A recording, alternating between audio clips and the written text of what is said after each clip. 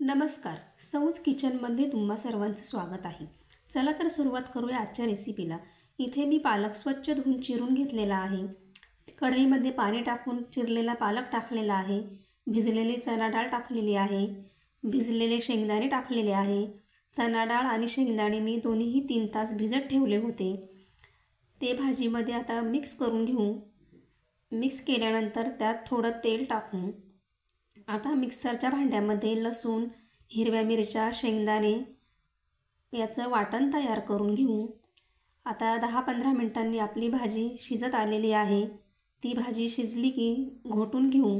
नंतर आपण जे शेंगदाण्याचं वाटण तयार केलेलं होतं ते वाटण आपण शिजलेल्या भाजीमध्ये टाकून घेऊ. त्यात थोडं मीठ टाकू आणि ते छान असं परतून घेऊ, हलवून घेऊ. इथे मी आता 2 चमचे बेसन पीठ घेतलेलं आहे. त्या बेसन पिठामध्ये थोडंसं पाणी टाकून ते थोडं पातळ करून घेऊ आणि ते मिश्रण आपण आता भाजीमध्ये टाकू. आता भाजीला आपण 5 मिनटं छान अशी उकळी येऊन देऊ आणि आता आपण तडक्याची तयारी करू. तुम्हाला वाटत असेल तर तडका द्या, नसेल वाटत तर तडका नाही दिला तर अशी ती भाजी खूप छान लागते. आपण आता तडक्यासाठी तयारी करू.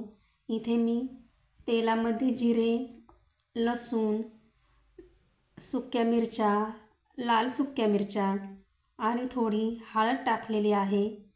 आता ह्या सर्वांना आपण अशी फोडणी देऊन ती फोडणी आपण भाजीमध्ये टाकू आणि आपली छान तयार झालेली आहे पालकाची भाजी.